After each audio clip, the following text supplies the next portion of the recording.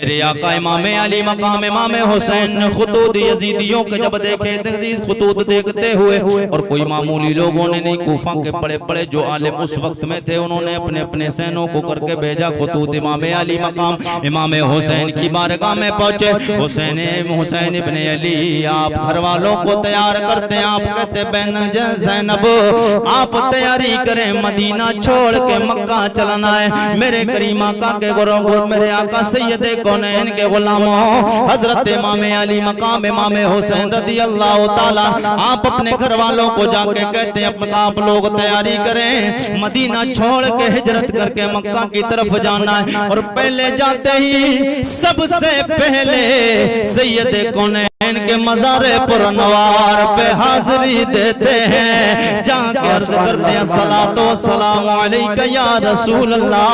ओ मेरे नाना जान, आपकी उम्मत के सरपसंद लोगों ने मदीना में आपके नवासे का रहना मुश्किल कर दिया है, ये मदीने की जमीन आपके नवासे पे तंग कर दिए। नाना जान मदीना छोड़ के जा रहा हूँ, मेरा सलाम ले। कौन सा मदीना लोगों जिस मदीने को देखने की तमन्ना तू भी रखता है, मैं भी रखता हूँ। दुनिया का हर बंदा हर नबी का कलमा पढ़ने वाला तमन्ना रखता है। अइम्मा मसाजिद 5 वक्त की नमाजों में दुआएं करते, दिखा दे या इलाही वो मदीना ऐसी बस्ती है, दिखा दे या इलाही वो मदीना कैसी बस्ती है, जहाँ पर रात दिन मौला तेरी रहमत बरसती है। इमाम अली मकाम इमाम हुसैन रदी अल्लाह ताला नाना जान के कब्र अनबर के पास कदमों की तरफ खड़े हैं। नाना जान से अर्ज करते मेरे नाना आपका नवासा वो मदीना छोड़ के जा रहा है, यही मस्जिद नबवी है। जब मैं कभी मस्जिद में आ जाता था, नन्ना सा था, छोटी उम्र बचपने का आलम था, आप खुतबा इरशाद फरमाते नाना जान चेहरे पे नजर पड़ जाती थी, आप खुतबा छोड़ देते मुझे उठा लेते थे। ओ मेरे नाना जान कौन सा खुतबा, मेरे आका के गुलामों ये वही खुतबा जो इमाम मस्जिद में देते। जब इमाम साहब जुमे की नमाज में खुतबा देते, खुतबे के दौरान और एक बात और याद रखें इमाम हुसैन के गुलामों, एक मसला याद रख लें, ये मस्जिद में इमाम साहब जब खुतबा देते हैं तो खुतबे के दौरान बैठते हैं, थोड़ी देर बैठते हैं ना, क्यों बैठते हैं पता है किसी को? अब जी लगा के बोल रहे तो मैं आपको बता नहीं, ऐसे नहीं, मैं बड़ी मेहनत करना पड़ेगी। मैक का मामला सिस्टम मेरी तरह नहीं जैसा होना चाहिए बहरहाल, मगर आप अगर मेरी तरह हो जाएंगे तो जी लगा के बोले सुभान अल्लाह। नबी की मोहब्बत में अगर आप बैठे हैं तो कुरैशी का थोड़ा साथ दें, फिर इंशाल्लाह मंजिल तक पहुंचने की आसानी होगी। जी लगा के बोले ना सुभान अल्लाह, क्योंकि हमें थोड़ा सा लिहाज ये रखना पड़ता है कि आप यहाँ आ जाए हैं 10-12 दिन बाहर घूम के आया मैं, उसके बाद अब कहीं पर हिंदुस्तान भर में जाने कहाँ पर अभी पूरा महीना पड़ा है मुहर्रम उल हराम का, फिर उसके बाद महीना फिर 12वीं शरीफ 11वीं शरीफ और लगातार बोलना रहता है, तो इसलिए बहुत थोड़ा सा देखना पड़ता है। अगर थोड़ी आपकी मोहब्बतें मिलेगी तो मैं कोशिश करूंगा बोलने की। जी लगा के बोले सुभान अल्लाह या रसूल अल्लाह। ये जो खुतबा जो पढ़ते हैं, ये 2 खुतबों के दरमियान जो बैठते हैं, मेरे आका इमाम अली मकाम इमाम हुसैन बचपने का दौर था, आप मस्जिद नबवी में आए, मेरे आका खुतबा इरशाद फरमा रहे, जैसे इमाम अली मकाम इमाम हुसैन के चेहरे पे आते हुए नजर पड़ी, दिल में ख्याल आया, बचपन का जमाना है, बच्चा है, छोटा है, गिर न जाए। मेरे आका के गुलामों पीछे मुड़ के मेरे करीमा का सैयद कौनैन की नजर जैसे इमाम अली मकाम पे पड़ती है, हुजूर देखने लगे, सहाबा ने भी मुड़ के देखा, जनाबे सिद्दीक अकबर उठे के उठा कर ले आए, जनाबे उमर फारूक आजम ने चाह मैं उठा के हुसैन को ले आऊं, जनाबे उस्मान गनी दीगर सहाबा ने चाह के मौला हजरत इमाम अली मकाम को उठा कर लाए। मेरे आका ने फरमाया ओ मेरे यारो ठहर जाओ, उठा के हुसैन को तो नहीं लाओगे, मैं खुद लाऊंगा, मैं खुद लाऊंगा। मैंने कहा या रसूल अल्लाह। आप इशारा फरमाते थे, आप तो उठा के हुसैन को हाथों पे लाए हैं, आपने ज़्यादा किया, सीने से लगाया है। ओ मेरे करीम आका, आप इरशाद फरमा देते, इशारा होता आपके दीवाने सहाबा हुसैन को हाथों पे ही नहीं सर पे उठा के लाते। ओ मेरे आका, आपने इशारा क्यों नहीं किया? जवाब आता है, ओ मेरे उम्मती आरिफ रज़ा कुरैशी, बात ये है मैं इसलिए खुद उठा के लाया हूँ। हुसैन को मैंने उठा के पूरी आने वाली उम्मत मुस्लिमा को और यजीदियों को बताना था। ओ काफिरों सुन लो, तुम तो मेरे हुसैन को करबला में गिराना चाहोगे। हुसैन वो है गर्दन कट जाएगी फिर भी ऊंची रहे। सुभान अल्लाह। नारे तकबीर, नारे रिसालत, उलमाए अहले सुन्नत, उलमाए अहले सुन्नत, अज़मत इमाम हुसैन, अज़मत शुहदाए करबला शरीफ। वाह सुभान अल्लाह। किया जो नस्वादा निभा दिया तूने, किया जो नस्वादा निभा दिया तूने, किया जो नस्वादा निभा दिया तूने, गमों के साए में भी मुस्कुरा दिया, गमों के साए में भी मुस्कुरा दिया तूने। मेरे नाना जान, आप मेरे लिए खुतबे को छोड़ देते थे। इमाम अली मकाम इमाम हुसैन ने फरमाया, नबी की बारगाह में अर्ज किया, नाना जान खुतबा छोड़ देते, बात चलती है दो मौके पर, दो खुतबों के दरमियान बैठता क्यों? मेरे आका खुद गए थे, जितनी देर लगी आए हुजूर खुतबा छोड़ा है। इमाम अली मकाम को उठा के लाए, फिर खुतबा इरशाद फरमा दिया। मेरे आका ने खुतबा मुकम्मल किया है। ये अदा मेरे आका की सैयद कौनैन के गुलामों, क़यामत आएगी जब भी मस्जिद में इमाम खुतबा देगा बैठेगा, क्योंकि याद इमाम हुसैन की आएगी। इतनी देर लगी तो इतनी देर लगी, जो इतने देर जो टाइम लगा वो अलग बात है, मगर ये कानून बन गया कि जब भी खुतबा दिया जाएगा दो खुतबों के दरमियान बीच में बैठा जाएगा, ये बैठा जाएगा। ये बैठने का मामला यहीं से स्टार्ट है। जी लगा के बोले सुभान अल्लाह। अब आप स्टार्ट कर दें सुभान अल्लाह तो मैं आगे बढ़ जाता हूँ। राउर जी लगा के कह देना सुभान अल्लाह। मेरे करीम आका सैयद कौनैन के गुलाम इमाम अली मकाम इमाम हुसैन रज़ी अल्लाह तआला अन्हु जाने की कब्र अनवर से आप अपनी वालिदा तैयबा ताहिरा ज़ाहिदा जनाब फातिमा खातून जन्नत के पास में कब्र अनवर के पास आए, कदम नाज के पास खड़े होकर कहते, ओ मेरी माँ जी सैयदा कायनात फातिमा, ओ मेरी माँ जी, आज मैं आपका कब्र अनवर को छोड़ के आज वो शहर छोड़ के जा रहा हूँ, वो घर बाहर, वो खानदान, वो घर बार, वो दरो दीवार छोड़ के जा रहा हूँ। मेरी माँ, मैं घर वो छोड़ के जा रहा हूँ, मेरा सलाम लो। अब बार बार कहते माँ जी मेरा सलाम लो, जवाब नहीं आता है। आपने अर्ज किया माँ आप मुझे जवाब क्यों नहीं देती? एक बार अपने बेटे हुसैन को अलविदा कह दे, इसलिए कि ये वो हुसैन है जिसकी जिंदगी में कभी कोई बात तुमने टाली नहीं है, कभी इससे बुलंद आवाज से बात भी नहीं की है।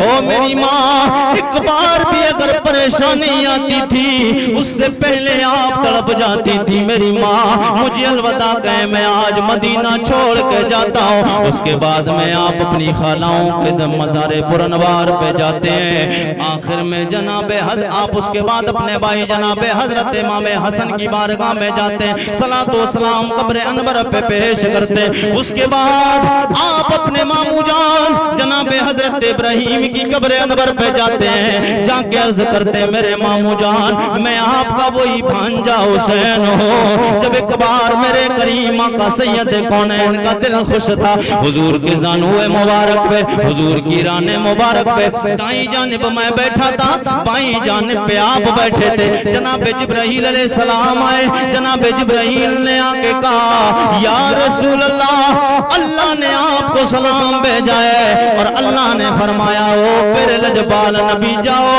ओ जिब्रील जाओ मेरे महबूब से कह दो, ओ मेरे करीम आका इन दो बेटों में से एक को रख ले, एक को वापस जाना है, एक को वापस जाना है। मेरे करीम आका ने जब इतना सुना, यानी एक का इंतकाल होना, या हुसैन रख ले या अपना बेटा इब्राहिम रख ले। मेरे करीम आका सैयद कौनैन ने जब देखा कि दो बेटों में से एक का मुतालबा है, हुजूर ने दिल में ख्याल किया अगर हुसैन देता हूँ तो हुसैन के जाने पे अली को तकलीफ होगी, हुसैन के जाने पे फातिमा को तकलीफ होगी, हुसैन के जाने पर मुझे भी तकलीफ होगी, और मेरा बेटा इब्राहिम अगर इंतकाल करेगा तो सिर्फ मुझे ज्यादा तकलीफ होगी। मेरे आका सैयद कौनैन ने हजरत इमाम हुसैन पे अपना बेटा इब्राहिम को कुर्बान कर दिया। यानी इमाम हुसैन मामू जान की कब्र अनबर पे कहते हैं मामू कल नाना जान ने आपको मेरे लिए कुर्बान किया है, आज दीन पे आ जाइए, हुसैन घर बार कुर्बान करने जा रहा, हुसैन घर कुर्बान करने जा रहा है। एक को नहीं सबको घर से लेकर जा रहा हूँ, इसीलिए तो नाना ने मुझे बचाया था, नाना ने एक आपको कुर्बान मेरे लिए किया है, मैंने नाना की शरीयत के लिए घर कुर्बान कर दिया। इमाम हुसैन ने पूरा घर लेके अब इमाम अली मकाम इमाम हुसैन अब तमाम की मज़ारात से हाजिरी देकर अपने घर आते हैं, सामान को उठाते हैं और मदीना से मक्का शरीफ जाते हैं। जी लगा के बोले सुभान अल्लाह।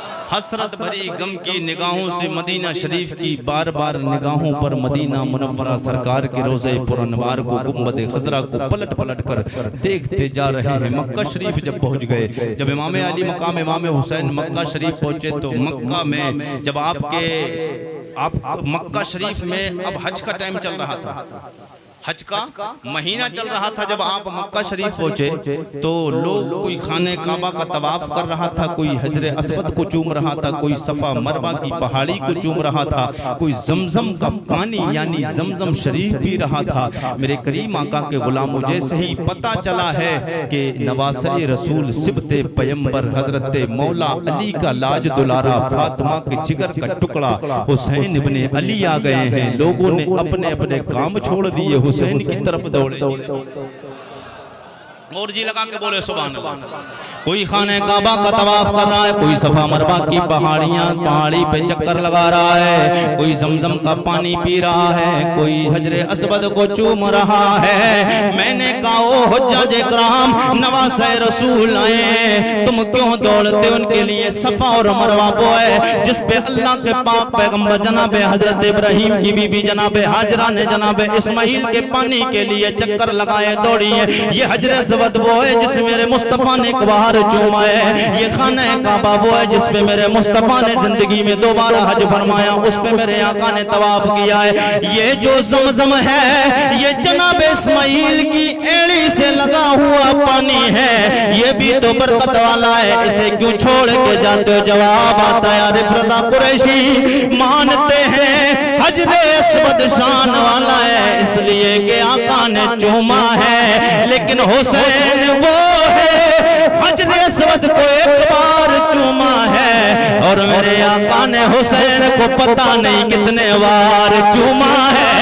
सुभान अल्लाह सुभान अल्लाह, नारे तकबीर, नारे रिसालत, उलमाए अहले सुन्नत, अज़मत इमाम हुसैन, जिक्र शुहदाए करबला शरीफ।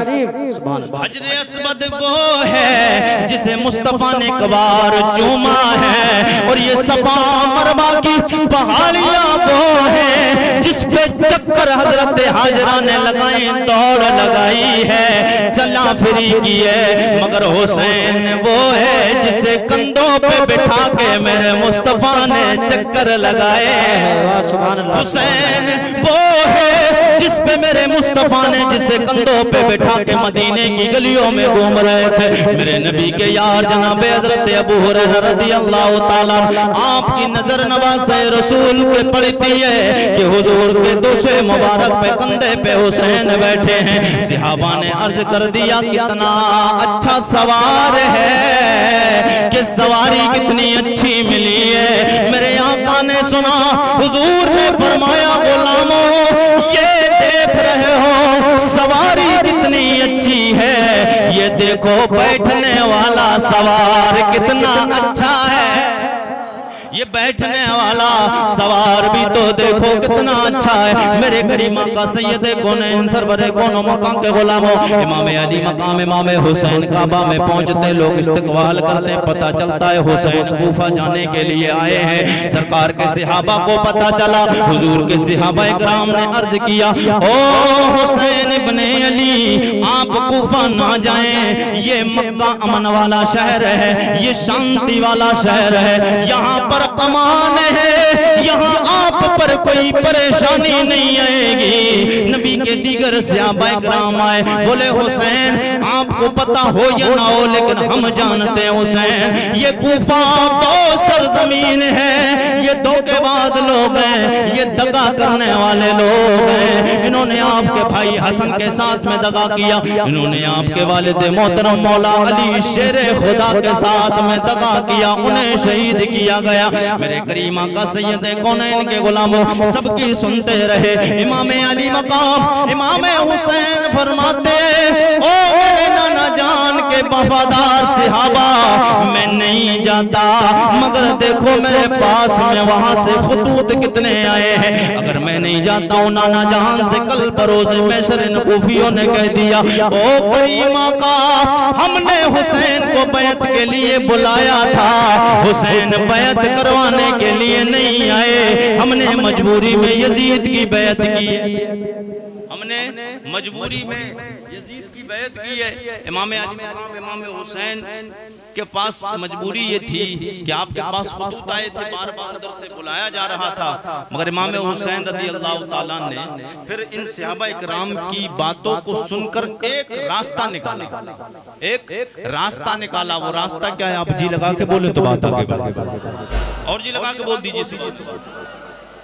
इमाम अली मकाम इमाम हुसैन रज़ियल्लाहु ताला, मैं अगर बोलता रहूँ पूरे विस्तार के साथ अगर बोलूँगा तो बोलता रहूँगा तो रातें रातें खत्म होती जाएंगी, मगर बहरहाल वक्त ज़्यादा उसमें लगेगा, मगर शॉर्ट में आपको बताने की कोशिश करूँगा। जी लगा के बोलिए सुभान अल्लाह, और तरफ के बोलते सुभान अल्लाह। इमाम अली मकाम इमाम हुसैन रज़ियल्लाहु ताला ने रास्ता ये निकाला कि आपके चचाजाद भाई हजरत मुस्लिम बिन अकील थे, आपने उनसे कहा कि भाई आप कूफा चले जाएं, अगर हालात साजगार हों, वहाँ के हालात अच्छे लगें तो आप मुझे खत लिख देना कि हुसैन आप आ जाएं, और अगर हालात अच्छे नहीं हैं, जैसे भी हालात हों उसके बारे में मुझे बाखबर करें, अगर वो आप पर मेरी बैत आपके हाथों पे करने के लिए तैयार हैं तो कोई बात नहीं, मैं भी आ जाता हूँ। जी लगा के बोले सुभान अल्लाह।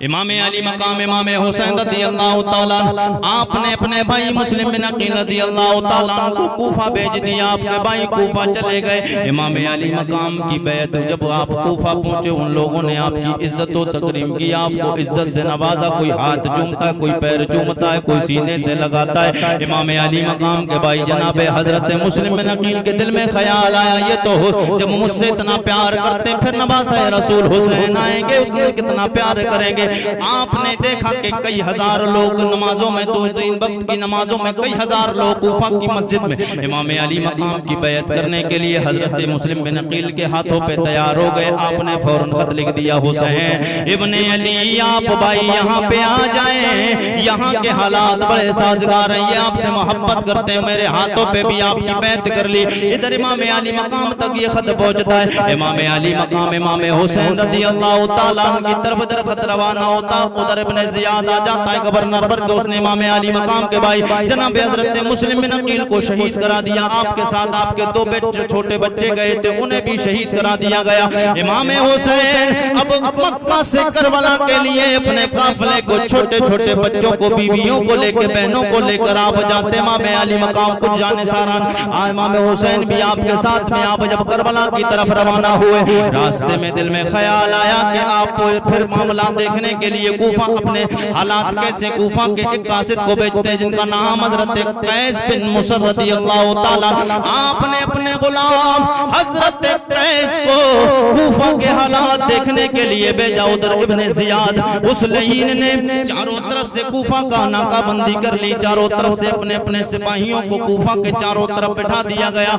उसने घेराव कर दिया, जो भी हुसैन की तरफ से आए उसे गिरफ्तार करके हमारे दरबार में गवर्नर हाउस में दारुल अमारत में लाया जाए। जब कैस बिन मुसर रदियल्लाहु ताला ये पहुंचे, जैसे ही सिपाही की इब्ने ज़ियाद के हजरत कैस रदियल्लाहु ताला के चेहरे पे नजर पड़ती है। बोले तुम कौन हो, कहां से आए हो? बोले मैं मक्का से आया हूं। बोले कौन हो? बोले हुसैन इब्ने अली का कासिद हूं। क्यों आए हो? बोले मैं कूफा के हालात देखने के लिए आया हूं। लोग इमाम अली मकाम के भाई, इमाम हुसैन के भाई जनाब हजरत मुस्लिम बिन अकील के हाथों पे बैत हुसैन की करते कि नहीं करते? पता चला उस सिपाही ने कहा, ओ आने वाले मुसाफिर, तुम कहते हो मुस्लिम बिन अकील, मुस्लिम बिन अकील को तो फांसी पे चढ़ा दिया गया, उन्हें कत्ल कर दिया गया है उनकी जबानी, मगर हम तो कहेंगे शहीद कर दिया गया। मेरे करीमा का सैयद कौनैन के गुलामों जब इतना सुना है, तेबर हजरत कैस बिन मुसर का बदल जाता है और आपको पकड़ के दारुल अमारत पे पास, दारुल अमारत में गवर्नर हाउस में इब्ने ज़ियाद के पास में ले जाया गया। इब्ने ज़ियाद के सामने जैसे ही पहुंचे, हजरत कैस बिन मुसर से कहने लगा, बोले क्यों आए हो? बोले हुसैन के मोहब्बत करने वालों को चेक करने आया हूँ, कितना मोहब्बत करने वाले मौजूद है, कितने लोग उनकी बेहद करने को तैयार। बोले तुझे पता नहीं है कूफा में हुसैन की बैत नहीं की जाएगी, बैत यजीद की जाए। तुम्हें पता नहीं है कि यहाँ पर कूफा में बात क्या चल रही है? यहाँ जो यजीद की बैत करेगा वो जिंदा रहेगा, वरना उसके घर को आग लगा दी जाएगी और उसकी नस्लों को खत्म कर दिया जाएगा। जनाब कैस बिन मुसर से इतना कहा, हजरत कैस का दिमाग और ज्यादा तेवर बदलने लगे। आप समझते थे माहौल कुछ और है, जब वहाँ का हालात देखे तो आप परेशान होने लगे हजरत कैस रदियल्लाहु ताला से। फिर उसने कहा कि ऐसा कर, अगर तू अपनी जिंदगी चाहता है तो हुसैन को बुरा कहे, हुसैन के नाने को बुरा कहे, हुसैन के मामू को बुरा कहे और हुसैन की माँ हुसैन के बाप को बुरा कहे। अब हुसैन वाला जो होता है, याद रखना, इश्क बड़ा दिलेर होता है। जिसके अंदर इश्क होता है ना, वो जान की परवाह नहीं करता है, माल की परवाह नहीं करता, उसके सामने दुनिया की कोई हैसियत और वकार नहीं होता है। जनाब कैस बिन मुसर रदियल्लाहु ताला, आपने दिल में ख्याल किया, जलाल तो आया, गुस्सा भी आया कि ये हुसैन को बुरा भला कहता है, मगर दिमाग से काम लिया। बोले चलो कोई बात नहीं, बोला दारुल अमारत की छत पे चढ़ और हुसैन इब्ने अली को बुरा कहो और हजरत मौला अली उनके वालिद और उनकी मां हजरत फातिमा खातून जन्नत और मुस्तफ़ा जाने रहमत के बारे में गलत अल्फाज बोलकर इब्ने ज़ियाद वो लईन ने कहा कि जाकर दारुल अमारत की छत पे जाकर उन्हें बुरा कहे। मगर हजरत कैस जो गुलाम थे इमाम हुसैन के, वो कैसे बोल सकते थे? बोले चलो कोई बात नहीं है, चल मुझे दारुल अमारत की छत पे चढ़ा, मुझे दारुल अमारत की छत पे चढ़ा।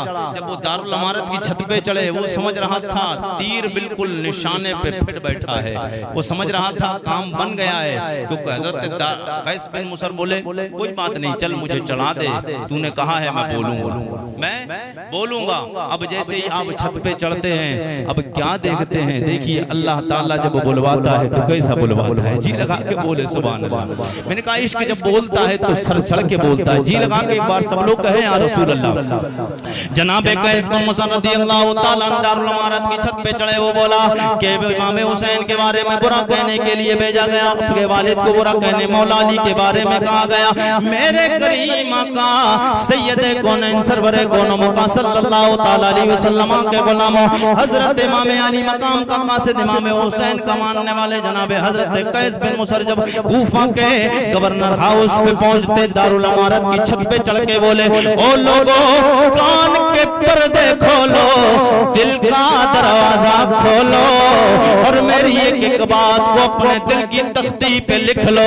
आज तुम्हें बता दूंगा हक पर कौन है और ना हक कौन है, बातिल कौन है, हक कौन है, सच्चा कौन है, झूठा कौन है, बुरा कौन है, अच्छा कौन है। जनाबे हजरत कैस बिन मुसर रज़ियल्लाहु ताला आप दारुल अमारत की छत पे चढ़ते हैं। आपने कहा ये तो कह रहा था हुसैन को बुरा कह, मैं उस हुसैन को वैसे बुरा कहूं, वो हुसैन जिसे मेरे करीम आका ने अपने कंधों पे बिठाया हो, उस हुसैन को मैं कैसे बुरा कहूंगा। वो हुसैन जिसके बारे में ये कहता हुसैन को बुरा कह, मैं उस हुसैन को कैसे बुरा कहूं जिसके बारे में मेरे आका ने फरमाया अल हसन वल हुसैन सैयद शबाब अहलिल जन्ना, हसन और हुसैन जन्नती जवानों के सरदार है। मेरे आका ने फरमाया हुसैन मिन्नी वाना मिनल हुसैन, हुसैन मुझसे है मैं हुसैन से हूँ। मेरे आका ने फरमाया है ओ मेरे मौला मैं हुसैन से मोहब्बत करता हूँ। अल्लाह की बारगाह में अल्लाह के लजबाल नबी ने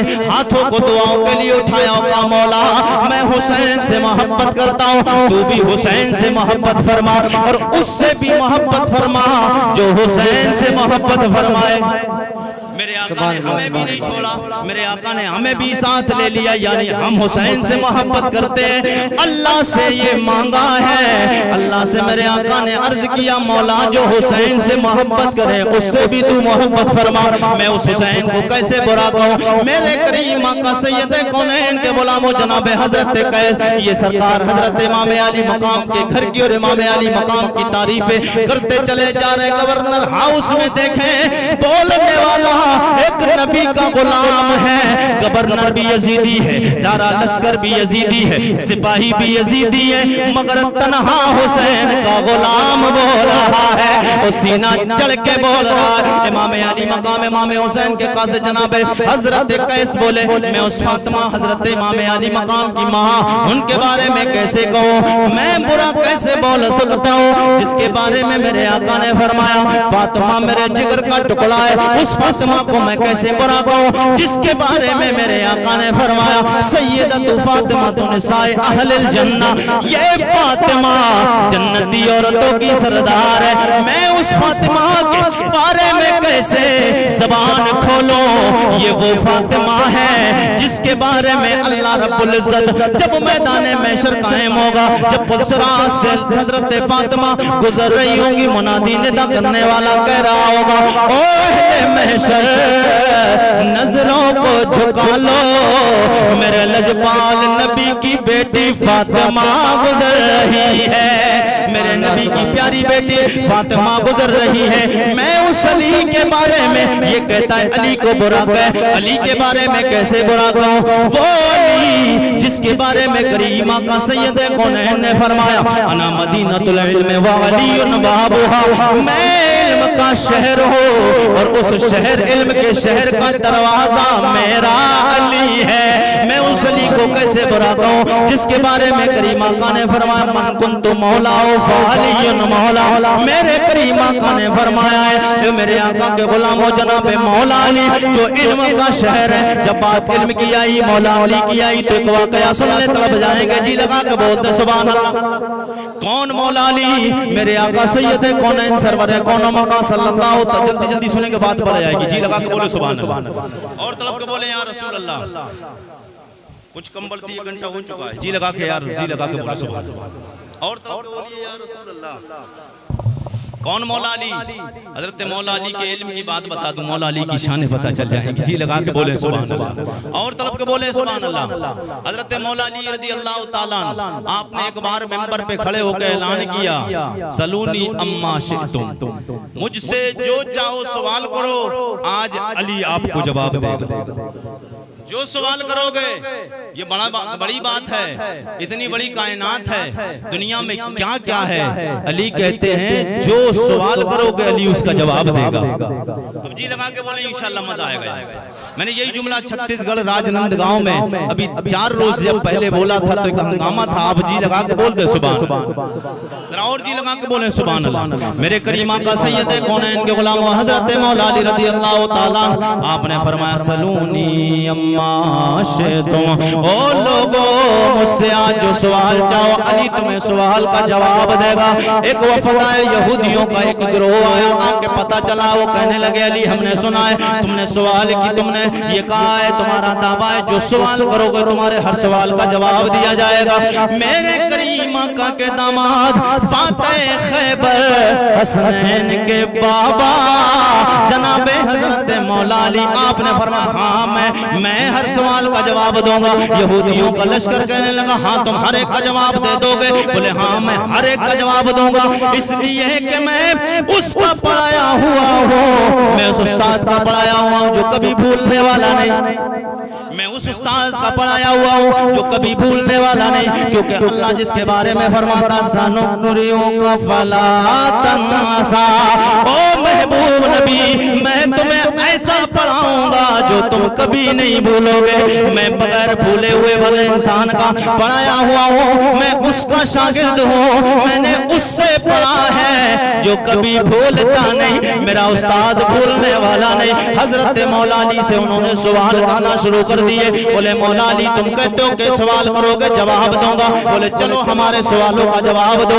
आपने फरमाया हाँ चलो सवाल करो जितने भी सवाल, लेकिन अलग अलग नहीं करना, एक बार ही लिस्ट बना दो जितने सवाल करना है। बोले बताओ वो एक क्या है जिसकी तरह दूसरा कोई नहीं, वो 2 क्या है जिसका तीसरा नहीं, वो 3 क्या है जिसका चौथा नहीं, वो 3 चौथा 4 क्या है जिसका 5वां नहीं, वो 5 क्या है जिसका 6वां नहीं, वो 6 क्या है जिसका 7वां नहीं, वो 7 क्या है जिसका 8वां नहीं, वो 8 क्या है जिसका 9वां नहीं, वो 9 क्या है जिसका 10वां कोई नहीं, वो 10 क्या है जिसका 11वां कोई नहीं, वो 11 क्या है जिसका 12वां कोई नहीं, वो 13 क्या है, वो 12 क्या है जिसका 13वां कोई नहीं। वो कौन सी 2 चीजें, वो कौन से दुश्मन है जो आपस में कभी सुलह नहीं करेंगे, वो कौन सा बाप है, वो कौन सा इंसान है जो बगैर माँ और बाप के पैदा हुआ, वो कौन सी औरत है जो बगैर माँ और बाप के पैदा हुई, वो कौन सा मर्द है जो बगैर बाप के आया, वो कौन सा जानवर है जो अंडे देता है, वो कौन सा जानवर है जो बच्चे देता है। जब अली ने इतना सुना आपने फरमाया अगर कोई और सवाल भी हो तो उसका भी जवाब लिख दो, फिर एक बार ही जवाब मिल जाएगा। अल्लाह अल्लाह वाह सुभान अल्लाह। आपने फरमाया अगर और भी कोई हो सवाल तो उसका जवाब, उसका सवाल लिख दो, जवाब उसका भी मिल जाएगा। यहूदियों का वफद कहने लगा, वो गिरोह कहता है ओ अली अगर इतनी गिनती किसी को बताई जाए वो सवाल की गिनती भूल जाता है, तुम कहते हो और सवाल करो। मेरे करीमा का के दामाद मौला अली ने फरमाया ओ यहूदियों मैंने तुम्हें बताया नहीं, मैं उस उस्ताद का पढ़ा हुआ हूँ जो भूलने वाला नहीं, मैं उस उस्ताद का पढ़ा हुआ हूँ जो भूलने वाला नहीं। चलो तुम्हारे सवाल पूरे हो गए, अब जवाब सुनो। वो एक तुमने कहा वो एक कौन है जिसकी तरह दूसरा कोई नहीं, वो एक मेरा रब है जिसकी तरह दूसरा कोई नहीं, वो 2 क्या जिसकी तरह तीसरा कोई नहीं, वो दिन वो 2 क्या है वो दिन और रात है जिसकी तरह कोई तीसरा नहीं, वो 3 क्या है जिसकी तरह चौथा कोई नहीं। मेरे करीमा का सैयद कौन है के गुलामों मौला अली फरमाते वो 3 लौ कलम कुर्सी जिनका चौथा कोई नहीं, वो 4 क्या है जिसका 5वां नहीं। आपने फरमाया वो 4 अल्लाह की आसमानी किताब कुरान तौरात ज़बूर इंजील, ये 4 जिनका 5वां नहीं, वो 5 क्या जिनका 6वां नहीं। आपने फरमाया वो 5 नमाजें हैं जो उम्मत मोहम्मदिया पे अल्लाह ने फर्ज फरमाई है, वो 5 नमाजें जिनका 6वां कोई नहीं, वो 6 क्या है जिनका 7वां नहीं, वो 6 दिन वो 6 दिन है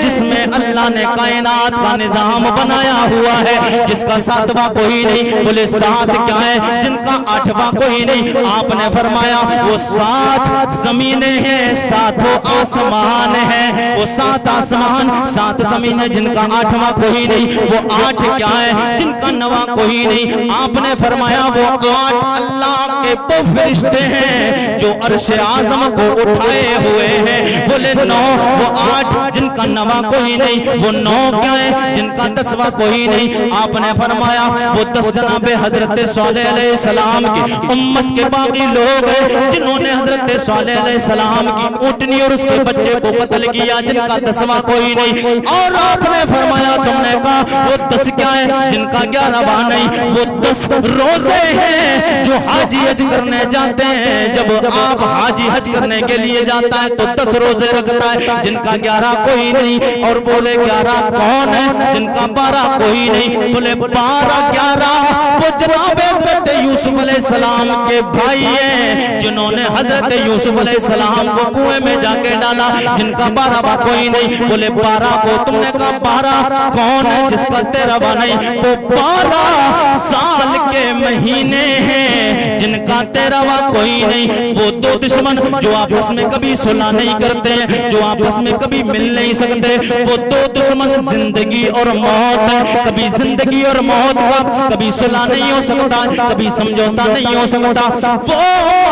वो इंसान कौन है जो बगैर बाप बगैर माँ के आया, वो जनाबे आदम अलैहिस्सलाम है। वो औरत कौन है जो बगैर माँ और बाप के आई, वो जनाबे हजरत हव्वा रज़ियल्लाहु ताला अन्हा है। वो कौन मर्द है जो बगैर बाप के आया, वो अल्लाह का लजपाल नबी जनाबे ईसा रूहुल्लाह है जो बगैर बाप के आए। आपने कहा है वो कौन से जानवर है जो बच्चे देते हैं, वो कौन से जानवर है, वो कौन से जानवर है जो अंडा देते। मेरे करीमा का सैयदे कौनैन के गुलामों हजरत अली रज़ियल्लाहु ताला आप फरमाते हैं अरे मैं कब तक तुम्हें बताता रहूं, बस मैं तुम्हें बता के जा रहा हूं। हिसाब लगाते रहो, ज़हनों को दौड़ाते रहो, मसले हल करते रहो। जिसके जानवर के जिसके भी कान अंदर होंगे बड़ा कितना भी होगा अंडे देगा, और जिसके कान बाहर होंगे वो बच्चे देगा। चमगादड़ देखिए छोटा सा एक परिंदा है लेकिन कान बाहर है, बच्चे देता है। एक बड़ा शतुरमुर्ग बड़ा शतुरमुर्ग है लेकिन कान अंदर है, अंडे देता है। मेरे करीमा का के गुलामों कई टनों वजन की मछली कान अंदर मगर अंडे देती है, कान अंदर मगर अंडे देती है। जब इतना सुना यहूदियों का पूरा गिरोह कहने लगा अरे कब तक हम देखें, या तो ये दुनिया अल्लाह ने अली के सामने बनाई है या ये दुनिया उसके सामने बनाई है जिससे अली सीखता रहा है। नारे तकबीर, नारे रिसालत, उलमाए अहले सुन्नत, नारे हैदरी, नारे हैदरी, अज़मत हजरत मौला अली, नारे तकबीर। हमें सदा लगाना है, फिर हमें सदा लगाना है। जी लगा के बोले सुभान अल्लाह। अल्लाह अल्लाह नबी का घराना, अल्लाह अल्लाह नबी का घराना, ये घराना वरा वरा है। अल्लाह अल्लाह नबी का घराना, ये घराना वरा वरा है। इसमें हसनैन और फातिमा है, इसमें हसनैन और फातिमा है। इस घराने में मुश्किल कुशा है, इस घराने में मुश्किल कुशा है। और अफजल है कुल जहान में घराना हुसैन का, अफजल है कुल जहान में घराना हुसैन का। नबियों का ताजदार है नाना नाना हुसैन। नारे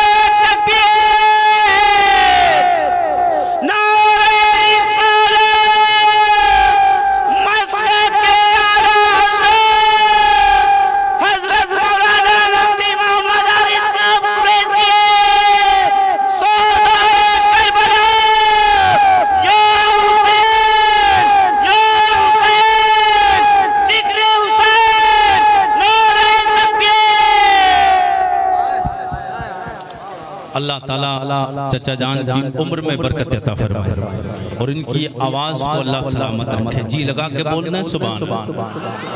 हज़रत मौला अली की ये शान है। हज़रत मौला अली के बाद अब वो हज़रत कैस बिन मुसर, बात यही तो चल रही थी। जी लगा के बोल देना सुभान अल्लाह। हज़रत कैस बिन मुसर रज़ी अल्लाह ताला ने दारुल अमारत की छत पे चढ़े हैं और खुतबा इमाम अली मकाम की मदह सना हो रही है। इमाम अली मकाम की शान में खुतबा पढ़ा जा रहा है।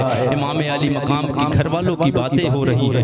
आपने जब इतना सब कुछ कहा तो गवर्नर हाउस से इब्ने ज़ियाद बोला, ओ लईनो ओ कूफियो, देखे क्या रहे हो सिपाहियों, तुम देख रहे हो, जाओ इसको काट कर नीचे फेंक दो, इसको जाओ काट कर नीचे फेंक दो। ये हमने भेजा था हुसैन की बगावत करने के लिए, हुसैन को, हुसैन के घर वालों को बुरा कहे। इसने तो हुसैन को, हुसैन के घर वालों की तारीफें करने लगा है। जैसे इमाम अली मकाम के कासे जनाब हज़रत कैस बिन मुसर ने आते हुए जब अपनी तरफ यजीदी लश्कर को देखा, सिपाहियों को देखा, जनाब हज़रत कैस बिन मुसर रज़ियल्लाहु ताला अन्हु फरमाते, ओ यजीदियो, ये तो हुसैन के घर वालों की तारीफ है, अब सुन लो, यजीद भी जहन्नमी है, यजीद के मानने वाले भी जहन्नमी, यजीद के सिपाही भी जहन्नमी है, यजीद पलीत है, यजीद शराबी है, यजीद जुआरी है, यजीद ने इज्जत की, इस्लाम की इज्जत की बेहुरमती की है।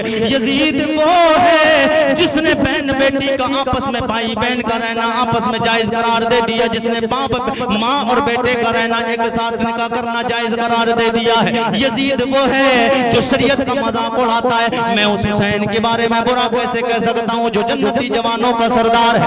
यजीद पलीद है।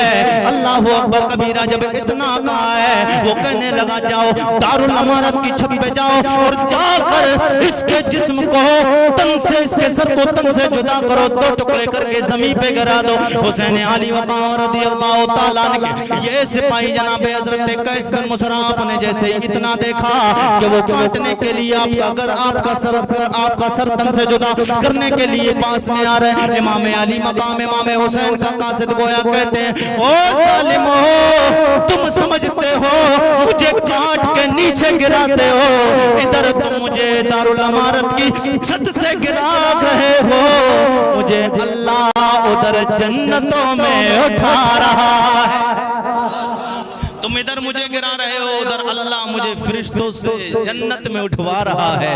तो इमाम अली मकाम इमाम हुसैन के कासिद ने गोया कहा था, अफजल है कुल जहान में घराना हुसैन का, अफजल है कुल जहान में घराना हुसैन का, नबियों का ताजदार है नाना हुसैन का। और यजीदियों सुन लो, एक पल है जहान में हुकूमत यजीद की, एक पल है जहान में हुकूमत यजीद की, अब सदियां हुसैन की है ज़माना,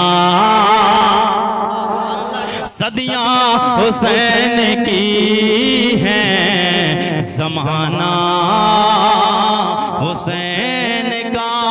इतना कहा और आपके सर को तन से जुदा कर दिया और आप दुनिया से तशरीफ ले गए। इन्ना लिल्लाहि व इन्ना इलैहि राजिऊन। ये है मोहब्बत अहले बैत और इमाम हुसैन से मोहब्बत, यानी इमाम हुसैन के कासिद हज़रत कैस बिन मुसर ये कहना चाहते हैं, ये एक पल की हुकूमत है यजीद की, अब क़यामत आएगी तब तक हुसैन की हुकूमत रहेगी। ये मारका करबला से पहले बेशुमार लोग अपने बच्चों का नाम यजीद रखते थे। करबला का वाकया पेश होने से पहले बहुत लोग अपने बच्चों का नाम यजीद रखते थे, लेकिन करबला के बाद किसी ने अपने बच्चे का नाम यजीद नहीं रखा है। किसी ने अपने बच्चे का नाम यजीद नहीं रखा। क्यों?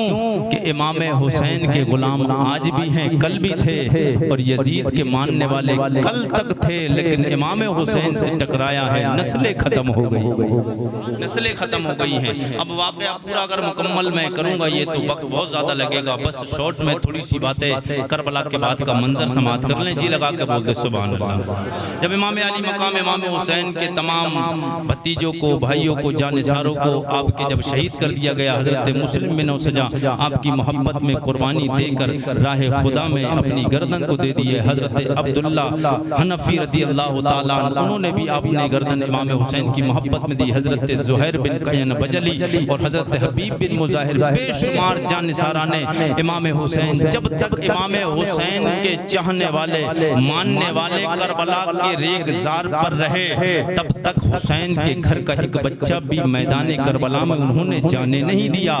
बोले हुसैन हमारे होते हुए नबी के घर का कोई बच्चा जंग के लिए जाए, ये हमसे गवारा नहीं हो सकता है। अल्लाह ये एक जान है, अगर 1000 जान भी हो और फिर हम कट जाएं और कटने के बाद हमारी जिस्म को जला दिया जाए और जलाकर राख हवा में उड़ा दी जाए और ऐसे ही 1000 बार जिंदगी मिलती रहे, हुसैन फिर भी हम आपका साथ छोड़कर जाने वाले नहीं। हुसैन फिर भी हम आपका साथ छोड़कर जाने वाले नहीं। इमाम हुसैन ने अपने भतीजे कासिम को भी कुर्बान किया, अपने बेटे हजरत अली अकबर, हजरत अली अस्कर 6 माह का दूध देता हुआ, दूध पीता हुआ बच्चा हजरत अली अस्कर को भी कुर्बान कर दिया। इमाम हुसैन खुद अपने आप को करबला की सरजमीन पे आखिरी सजदा अदा करके इमाम हुसैन अल्लाह की बारगाह में जा पहुंचे। यानी बता दिया इमाम हुसैन ने, अगर तुम्हें सच्ची मोहब्बत है अल्लाह और उसके रसूल से, अगर तुम्हें इश्क है मुस्तफ़ा से और मुझसे भी अगर प्यार है तो नमाज की पाबंदी करना, तो नमाज की पाबंदी करना। क्योंकि हुसैन ने एक रात मांगी थी यजीदियों से, वो रात अपने घर वालों से मुलाकात के लिए नहीं मांगी थी, उनसे ताल्लुकात बनाने के लिए नहीं मांगी थी। हुसैन ने कहा था, ओ यजीदियों एक रात की हमें मोहलत दे दो। बोले क्या करोगे? बोले एक रात कुरान और इबादत करके नमाज पढ़ के अपने रब को राजी करेंगे, अपने रब को राजी।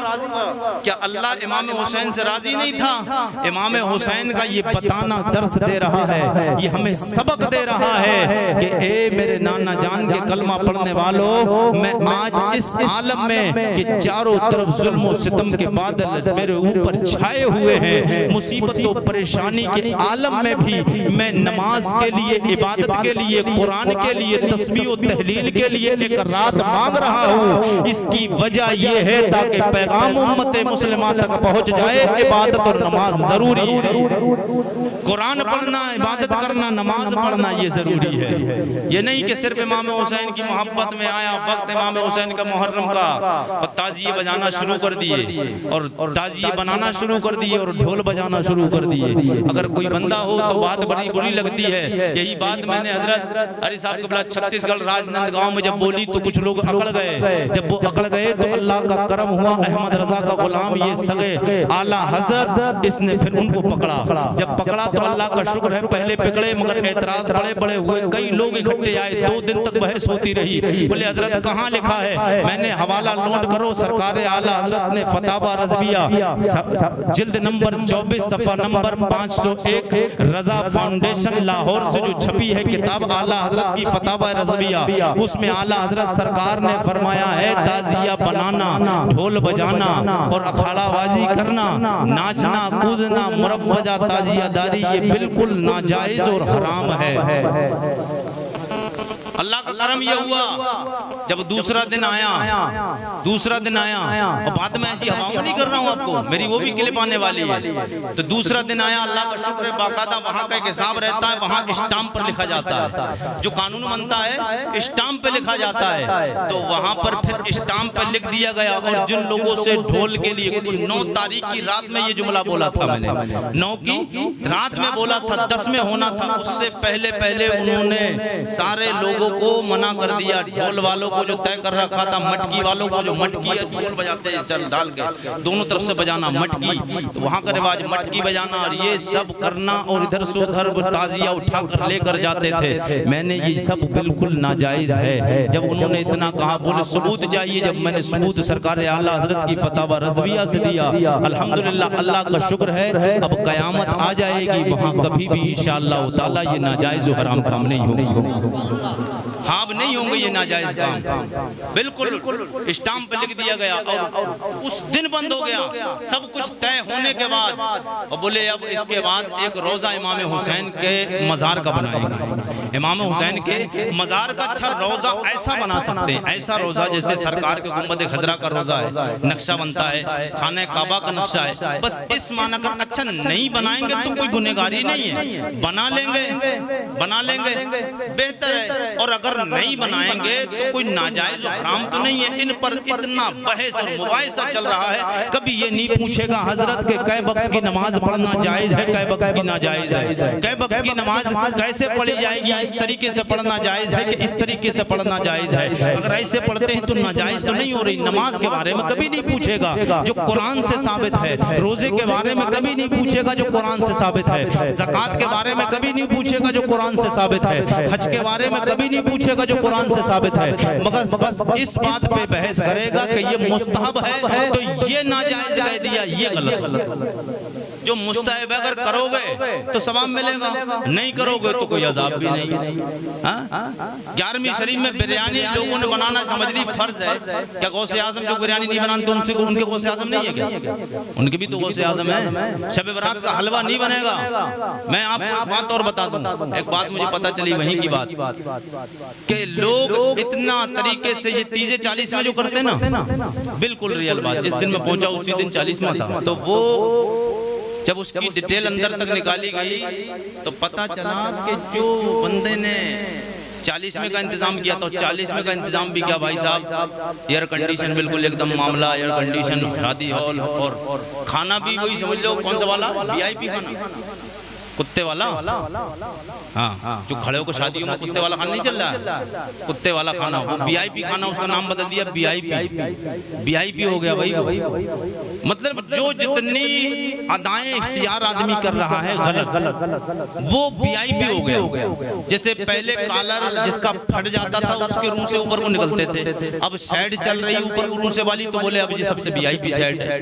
अब पहले यहाँ से फट जाते थे, जब पुराना हो जाती थी पैंट तो फट जाती थी यहाँ से, तो यहाँ से फट जाती थी तो बेइज्जती के साथ आदमी निगाह से देखता था यार इसके पास पैंट में असर नहीं, मगर आज वो फटी हुई पैंट वो फैशन निकल आया। पहले नीचे से 5 पैसे यहाँ से घिस जाती थी तो सूते निकलते थे, नहीं निकलते। अगर गलत बात बताता हूँ करेवान अभी पकड़, नीचे घिस जाती थी जमीन में खिचड़ते खिचड़ते तो सूते निकलते थे। आज वो सूते कंपनी ने निकाल के दे दिए, किसी फिल्मी एक्टर ने अगर निकाल लिए पहन लिया तो अब वो फैशन बन गया। अल्लाह के नबी के गुलामों, ये तुम्हारी अदाएं ऐसी नहीं होना चाहिए थी, तुम्हारी अदाएं तो ये होना चाहिए थी हुसैन ने कैसे कपड़े पहने हैं, हसन ने कैसे कपड़े पहने हैं, इमाम अली मकाम की मोहब्बत करने वाले जानिसारों ने कैसे कपड़े पहने हैं, सिद्दीक अकबर ने कैसे कपड़े पहने हैं, उमर फारूक आजम ने कैसे कपड़े पहने हैं, हजरत उस्मान गनी मौला अली ने कैसे कपड़े पहने हैं, उस बिलाल ने कैसे कपड़े पहने हैं जिसे कोई नहीं जानता था, मुस्तफा के दामन में आ गया, दुनिया के हर मुसलमान की ज़बान पे बिलाल बिलाल नजर आता। हमारी अदाएं तो ये होना चाहिए थी, मगर बुरा लगता है लोगों को, मगर जिसको बुरा लगता है बुरा लगता रहे। कुरैशी एक शेर पढ़ के बाद खत्म करता है, एक बंदगी खुदाई एक बंदगी गदाई। या तो बंदगी गदाई यानी या तो खुदा की बंदगी कर या बंदों की बंदगी कर, मगर तेरा हक ये है कि तू अल्लाह की बंदगी कर। एक बंदगी खुदाई एक बंदगी गदाई, एक बंदगी खुदाई एक बंदगी गदाई, या बंदे खुदा बन या बंदे ज़माना, या बंदे खुदा बन या बंदे ज़माना। और नमाज नमाज की बात, इमाम अली मकाम की बहन हजरत ज़ैनब रज़ी अल्लाह ताला आपको बेड़ी और हथकड़ियों में कैद करके इमाम ज़ैनुल आबिदीन को भी ले जाया गया और हजरत इमाम ज़ैनुल आबिदीन की फूफी हजरत ज़ैनब को लेके जाया गया। कैद खाने में 40 दिन तक रखा।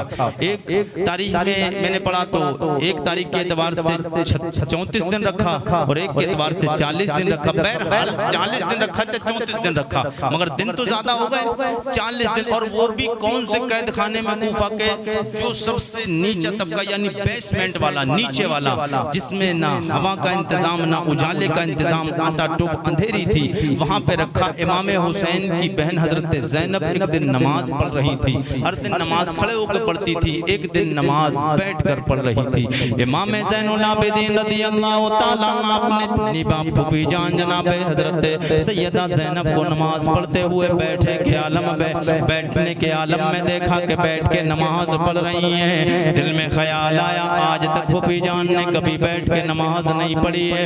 आपने नमाज पढ़ने के बाद सवाल किया, ओ मेरी फूफी जान सैयदा ज़ैनब, मामला क्या है? आज तक मैंने आपको कभी बैठ के नमाज पढ़ते हुए नहीं देखा, आज बैठकर नमाज क्यों पढ़ रही हैं? आपने फरमाया भतीजे ज़ैनुल आबिदीन, वजह ये है यजीद पलीद के यहाँ से खाना आता है, इतना कम खाना पानी आता है, हमारे छोटे छोटे बच्चों को परिवार वालों के लायक पूरा ही नहीं हो पाता है।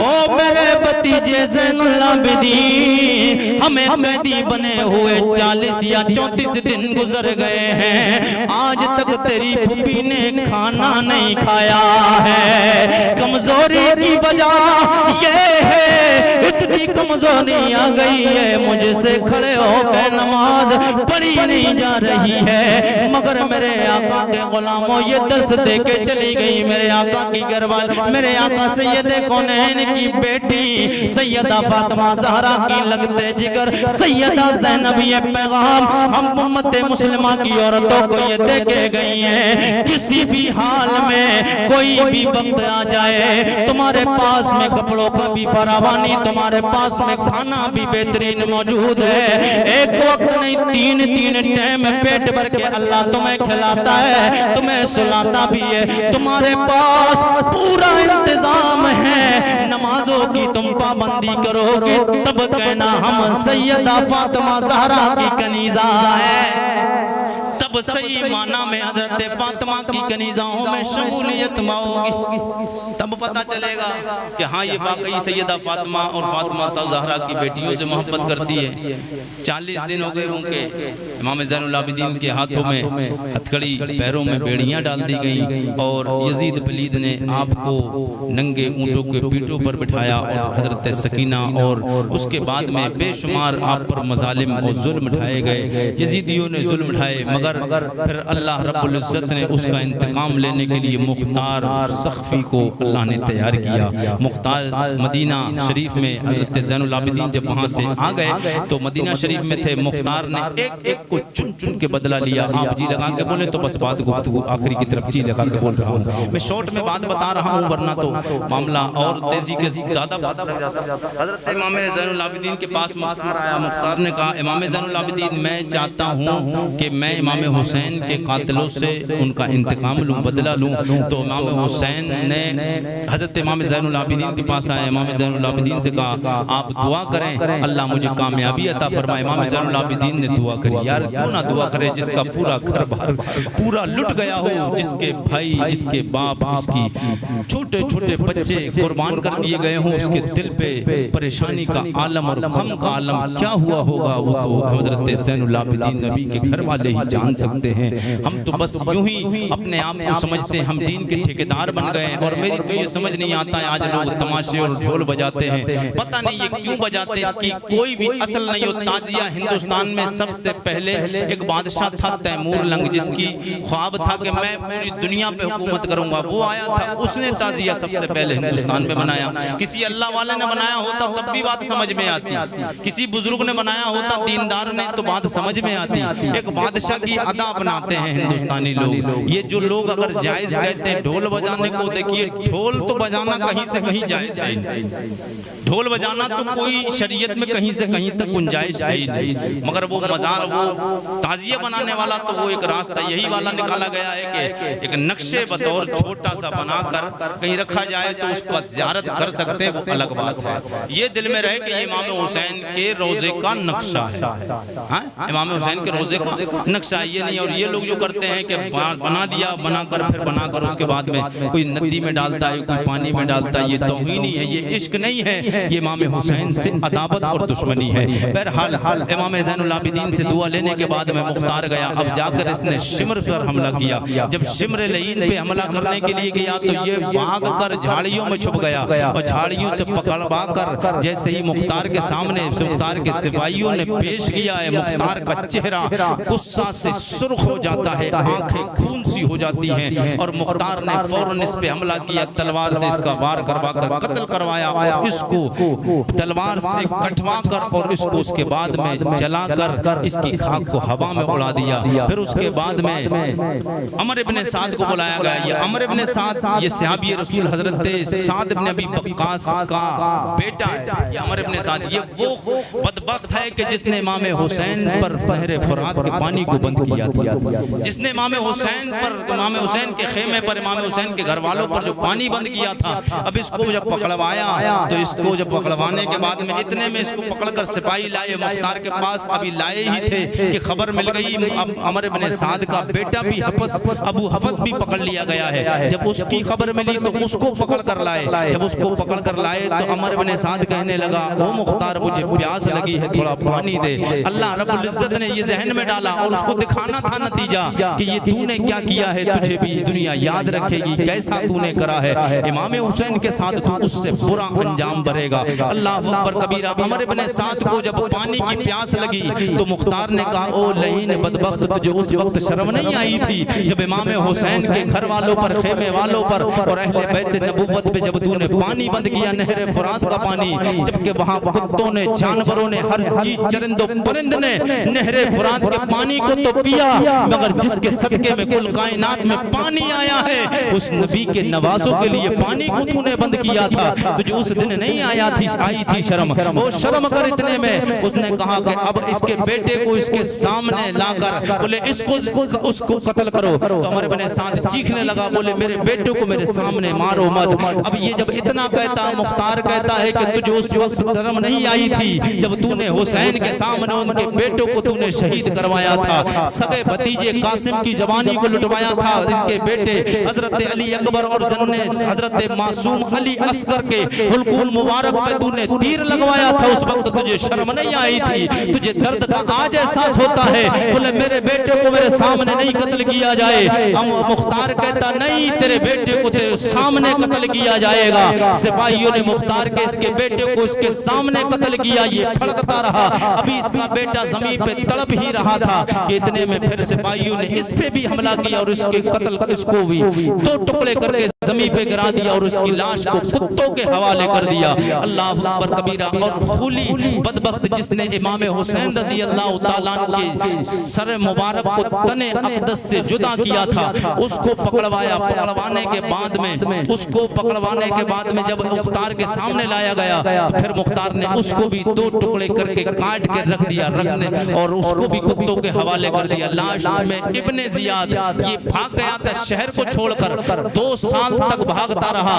फिर इब्राहिम मालिक अश्तरी की एक फौज ने जाकर इस पे हमला किया, फिर उससे लड़ाई हुई। लड़ाई होने के बाद जंग हुई। जंग होने के बाद में इब्राहिम की फौज ने इसके सर को काट के मुख्तार के दरबार में लाकर रखा। जब मुख्तार के दरबार में लाकर रखा और भी यजीदियों के लश्कर के सर काट काट के लाए और मुख्तार के दरबार में रखे हुए थे, तो उसमें इब्ने जियाद लईन, ये इब्ने जियाद वही है जिसने अपने गवर्नर हाउस पे यानी हुकूमत कूफा की छीनने के लिए हाकिमे कूफा बनने के लालच में इमाम हुसैन से जंग की और इमाम हुसैन के खूने नाहक का ये क़यामत तक के लिए जिम्मेदार ठहरा। अल्लाह अकबर कबीरा। इस यजीद पलीद की